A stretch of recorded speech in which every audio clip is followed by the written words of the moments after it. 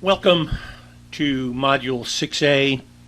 We're going to talk about marketing in this module, and later in the week talk about the other aspects such as advertising and selling.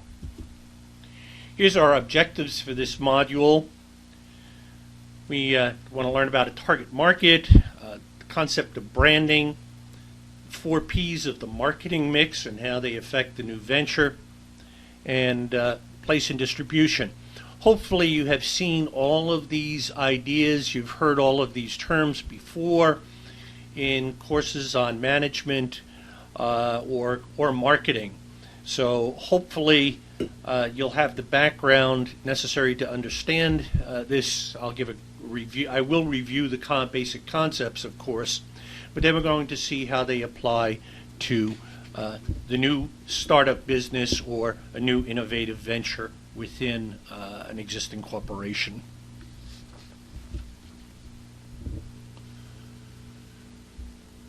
You've got to ask yourself some difficult questions.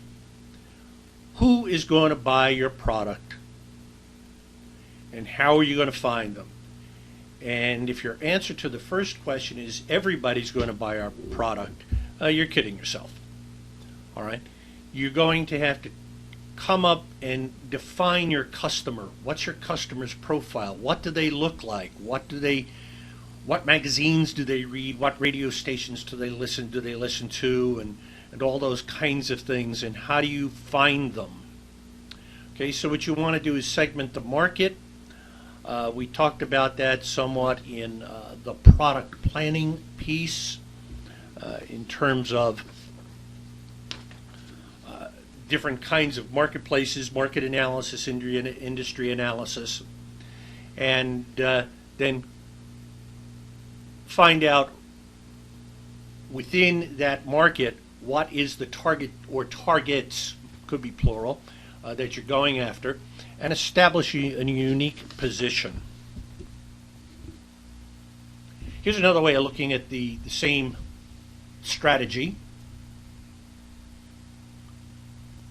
All right, and crafting a position that will differentiate you, make you stand out from the competition or the substitutes for your product. In that light, there's some supplemental reading that I've asked you to do. A thing called Marketing Issues. If you haven't looked at that supplemental reading, please do. It's a little dated, but still has some good points. Talks about iOmega and when it first came out with its zip drive, which these days I guess nobody uses too much anymore, but you may still have, I still have some zip disks around. But again, they talk about how did they get their product to market. Also, in that same set of reading are articles about what's called plucky competitors, little mom and pop stores coming, doing business against and in competition to the big chains, the little bookstores, the little coffee shops that are battling Starbucks and doing well, finding a niche. Mass market, custom online ordering, a mass market of one, I think you'll find is an interesting article. And the way that companies do it. And again, a similar article called The Vanishing Mass Market. The idea of mass markets that were prevalent 50 years ago have disappeared. Everything is pretty much custom, lots of variants, lots of niches. Okay, once you've, so please take a look at that supplemental reading. Once you've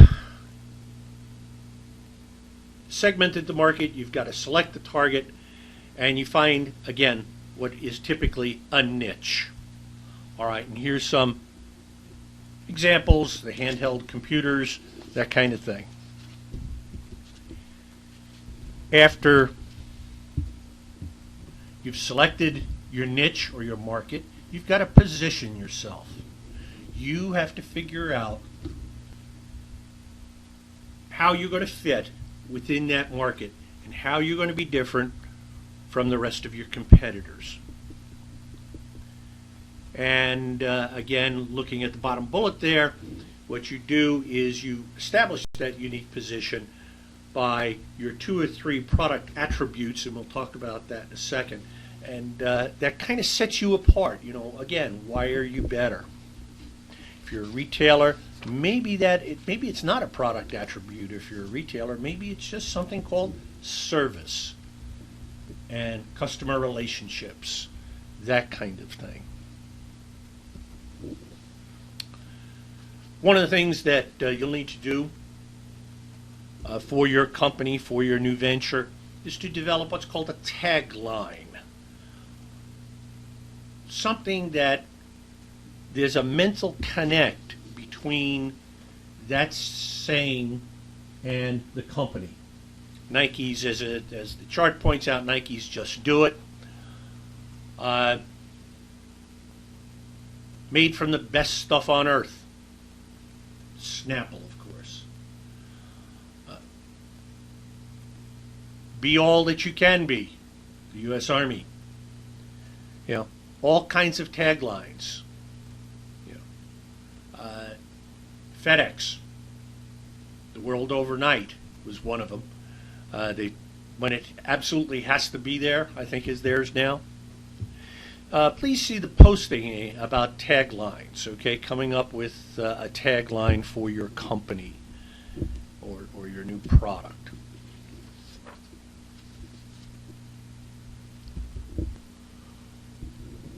In trying to find your niche, I said a few moments ago that what you would do is to stress the 2 or 3 attributes of your product that set it apart from the competition. But the problem with that is attributes or features aren't always meaningful to the customer. All right? Really what the customer buys is a benefit. So you want to sell benefits, not features. And what you do is you take the feature and you say, okay, we got this. So what? You know, there is a posting that is that I want you to handle too on features versus benefits. There's a new posting for this week, and one of the questions in there is features versus benefits with respect to the iPod, the Apple iPod, or iPod Nano specifically. A feature, it's got lots of memory. All right. What's the benefit? So the answer, you know, what it does is the question would be, all right, it has 8 gigabytes of memory, so what? Who cares? You have to come up with a benefit that the customer can associate with that feature. Here's another chart on the same idea. Just kind of says it in different words. Again, got to sell benefits, not the features. And unfortunately, engineers and technicians in areas like the high-tech areas like computers and other electronics tend to be enamored with the features. You know, lots of buttons, lots of settings, lots of customization, which may make it hard to use. I know we discussed the high-tech versus high-touch in an earlier module. That's always an issue. So you have to be careful that you don't get a backlash. Again, look at the jitterbug phones. Easy to use. Don't take pictures. Don't do this. Don't do that. Just make phone calls. Some people want that. There's a market for that. Here's an example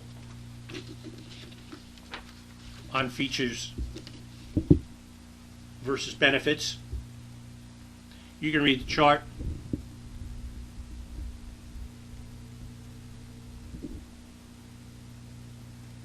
Get the idea? Again, in the supplemental reading, there's an article from Business Week Small Biz magazine, what's in it for customers. And again, dealing with selling benefits, not a laundry list of a product's features, as the article calls it.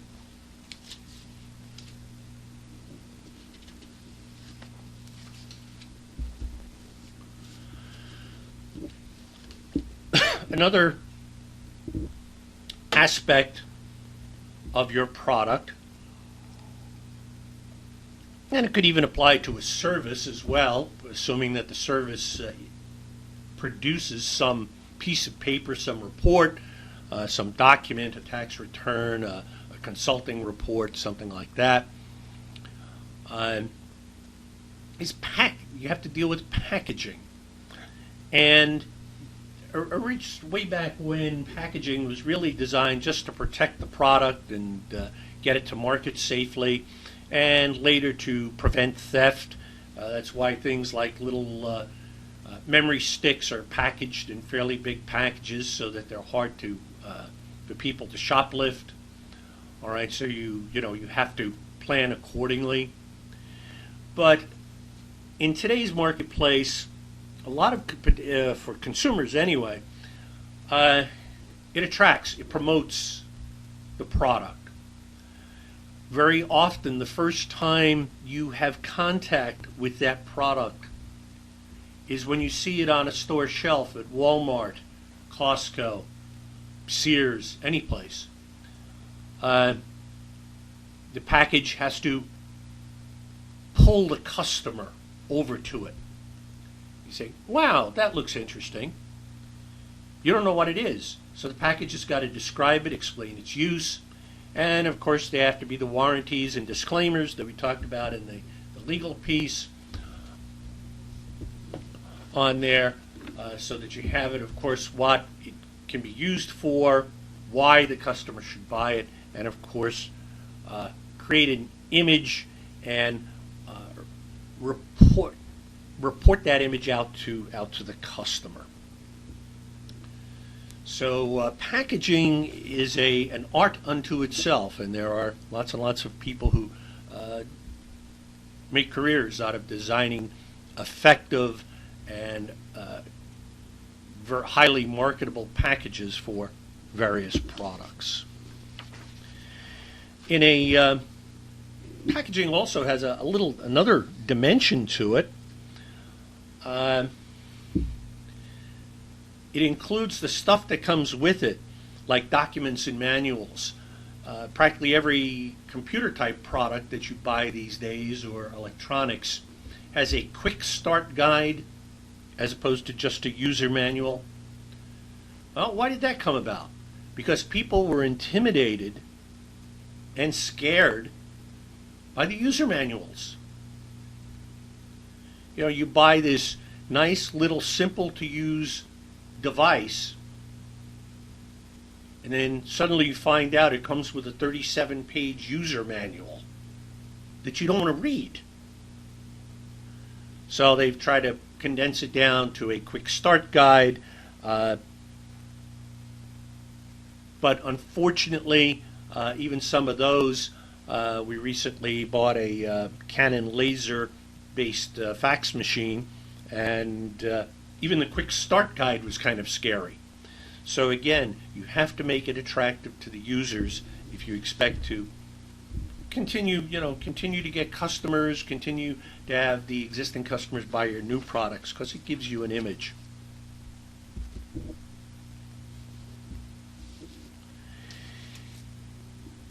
In similar fashion,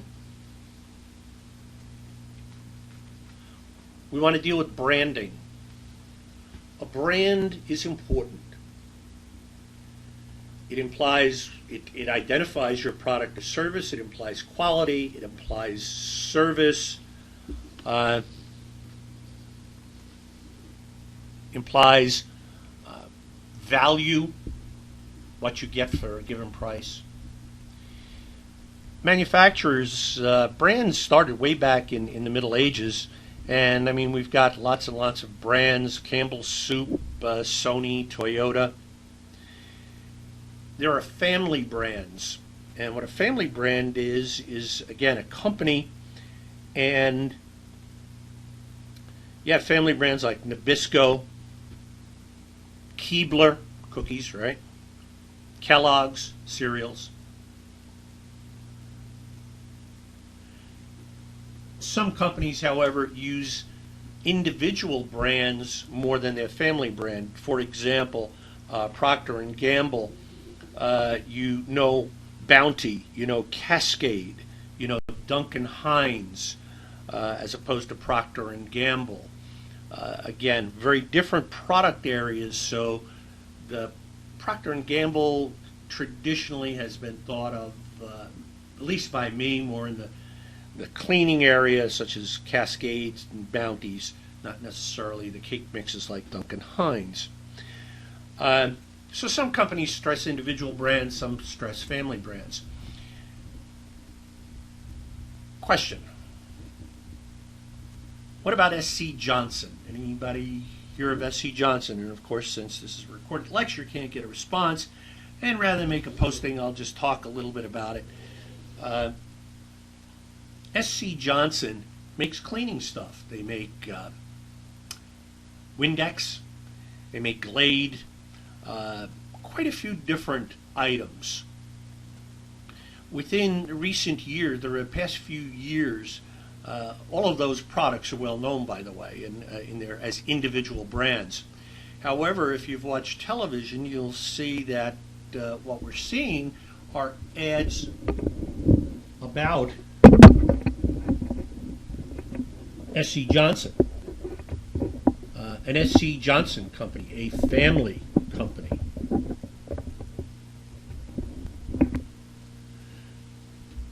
So they are moving to develop a family brand, the S.C. Johnson family brand, which has in the past kind of been unknown, again, because of the individual brands, and try to bring a family brand. Well, why would a manufacturer want to do that?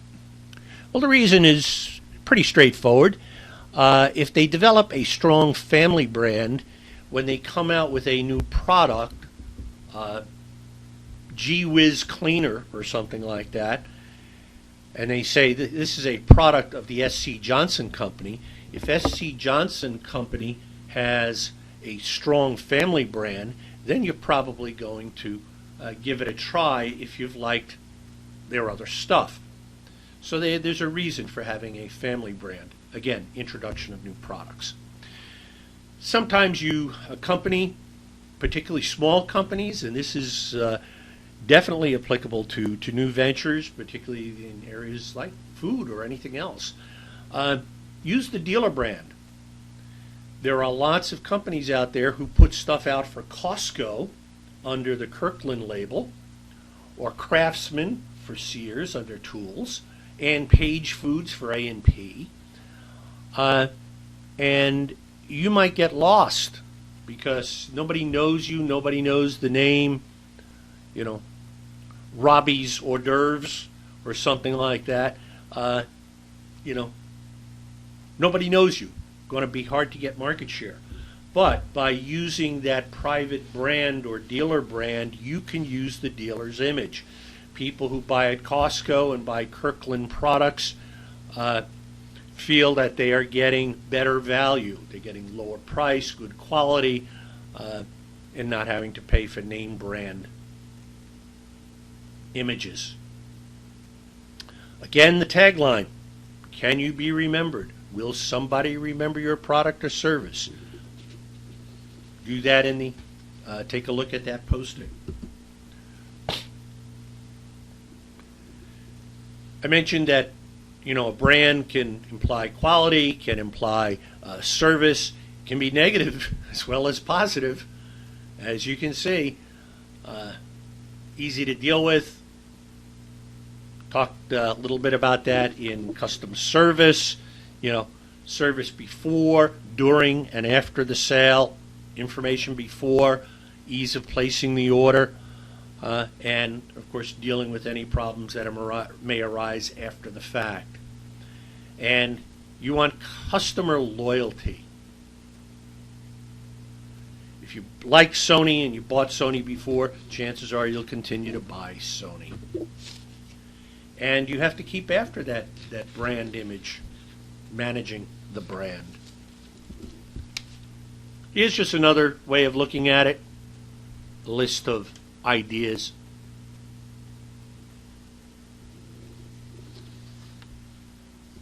So how do you do it? You have to create value, something that customers are willing to pay for. Use advertising, public relations, sponsorships. We'll talk about that. We're going to talk about advertising and PR in the next module. You want to come up with a logo, a tagline, and it should all be coordinated, all right, so that everything plays together.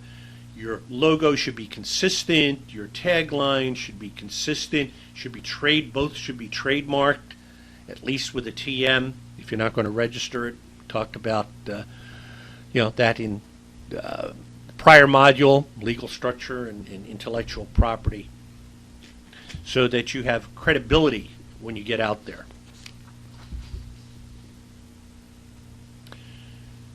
Strong brand is probably your most important asset. You can co-brand with other companies, establish a relationship, an alliance where you promote each other. Intel, right? Intel Inside. Relationships with people like Lenovo and Dell. Microsoft. Again, relationships with both Intel and Lenovo.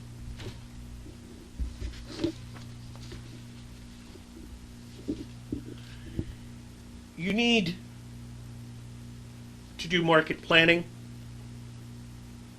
and it's an ongoing process, but the market planning focuses on the marketing mix, and I hope you've heard this more times than you would like to in some sort of management course, in a marketing course. But again, marketing mix is the term.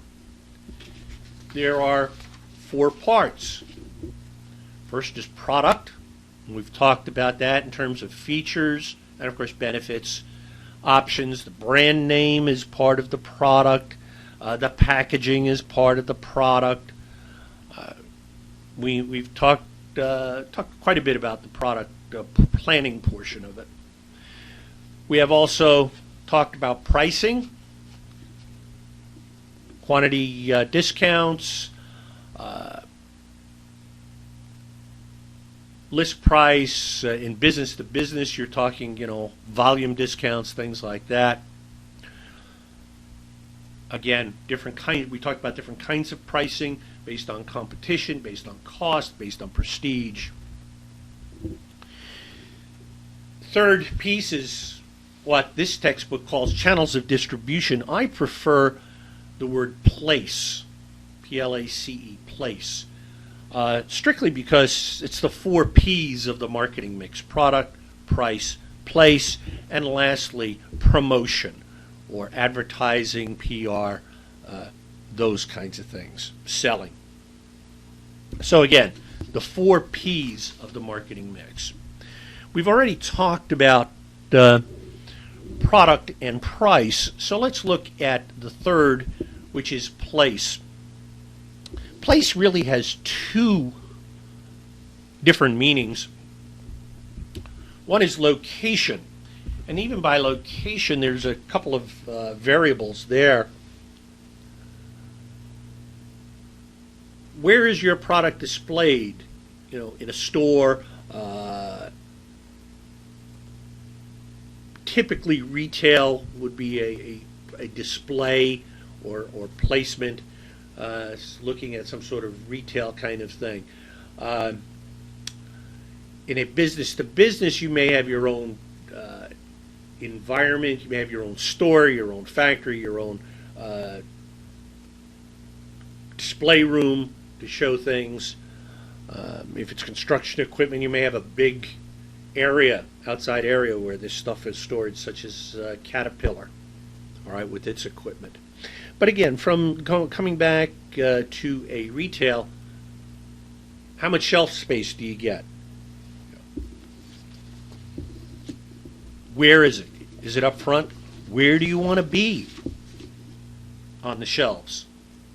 You want to be at about in the middle, about eye level. You don't want to be down at the bottom where you can't be seen. You don't want to be way up top where short people can't see you or get to your product. And you would like as much space. Well, suppose you're selling salad dressing. You make a 2 or 3, variants of salad dressing. Have you ever seen how many different brands and types of salad dressings there are in a supermarket? How much shelf space do you think you're going to get if you come in there and try and get some shelf space? You're going to be lucky if you get 1 bottle-wide row for each of your 3 variants. Placement is very, again, an art unto itself. Where's the milk? Where's the milk in the store? Either the 7-Eleven or the supermarket. It's way in the back, right? Farthest corner from the door. Why? Why? Because the store wants you to go past all the other stuff when all you wanted was a gallon of milk. And hopefully you'll see something on the shelf as you pass by and say, wow, I would really like one of them. That looks good. And instead of coming back with just a gallon of milk, you come back with 10 items. So that's the strategy. It's called marketing. If you're in business to business, or the other aspect of location deals with where are you going to locate? Where are you going to be? Where's your store? Where's your office?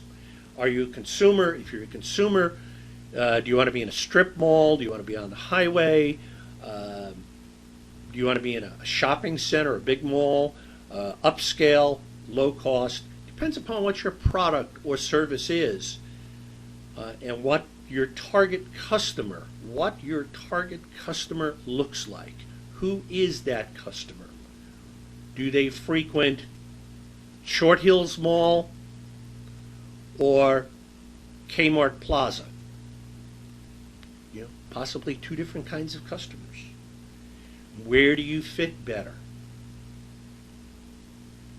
Do you need high visibility?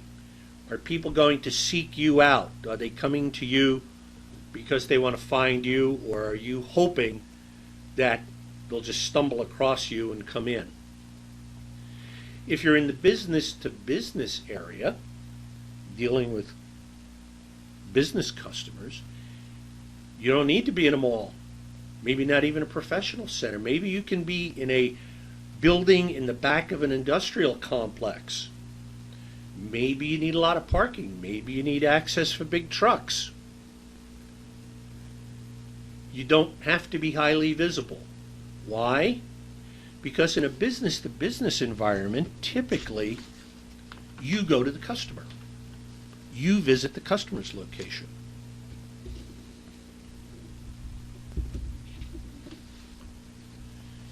The other definition or piece of place talks about distribution. It's all the activities of getting the product from where it's made to the ultimate user, the consumer, whether that be a business or an individual consumer. All right, and there are different ways of getting there, and even to small companies, there are lots of choices. You can sell directly, or you can sell through intermediaries, and we're going to talk about that, and what the trade-offs are. But again, you have to figure out what's the best way of reaching your customer. In terms of what the text refers to as a distribution mix, again, we have different channels is the term, channels, different methods, different processes to get the product, or again the service, typically a product we're talking now, to the end user. Another possible definition of the distribution mix involves physical distribution. And this is something that is the subject of another course, but again, be aware of it. You as the entrepreneur, you got to have a place for storage, place for inventory, transportation. Maybe if it's particularly for new business, you can use United Parcel, you can use FedEx, you can use various common carriers, use the Postal Service, ship it by mail. Nothing wrong with that. Again, you don't have to have your own fleet of trucks and your own warehouses. There are ways of outsourcing those kinds of things to people who do it and do it very well. Looking at place and the distribution definition of place, of how do we get the product from where it's made to the ultimate user or consumer, we're going to take a look at each of these in turn. One way is to use middlemen. The reading for today, for this week, talks about that and different kinds. We'll get into that in a second.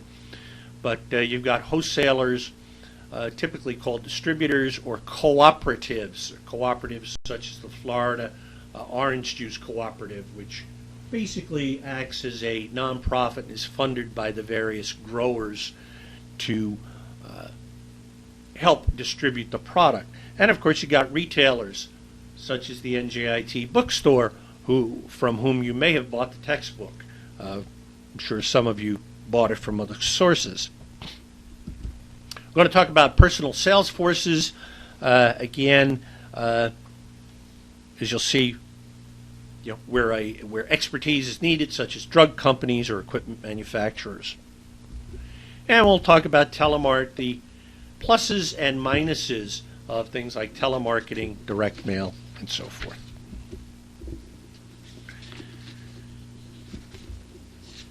Three kinds of distribution. This is talked about in the reading for this week. Three different models for using wholesalers. One is called intensive. W is wholesalers, R is retailers. And the first model is intensive. Think 7-Eleven, Quick Check, even supermarkets. You walk into a 7-Eleven or a Quick Check, they're not going to recommend one brand of bread or a specific kind of candy or cigarettes. They're not going to push your product. Your advertising must pull the people to your product. Second alternative is what's called selective. Think jewelry, appliances, clothing, where you have fewer wholesalers and retailers, and you're depending upon their displays and their selling. Think J.C. Penney's and the brands that they handle. And again, whether or not you buy Dockers or Polo or something else may depend upon the placement of that product, how visible it is, how much it's pushed, and the prodding or salesmanship of the salespeople that are dealing with you. And of course, the exclusive, we have some dedicated wholesalers and retailers. Automobiles were that way, although you'll see now that what used to be just a Ford dealer is now selling Ford and Suzuki. Many dealers handle different brands of automobiles now as opposed to one. So that image is changing a little bit. Company stores are very exclusive retailers. Versace, Gucci, Coach. All right, and you're relying heavily on that dealer to sell the product for you. Another variant on getting the product out there is what's called consignment sales. And as you can see how it differs is that normally in a regular sale, the retailer buys it and has to worry about selling it. On consignment, the manufacturer has to take back the unsold products. Common in certain types of industries. A number of years ago, I don't know whether it's still commonplace, but a few years ago, it happened to the computer industry, particularly in laptops, because the laptops were changing so rapidly that they were becoming obsolete while they were on the retailer's shelf.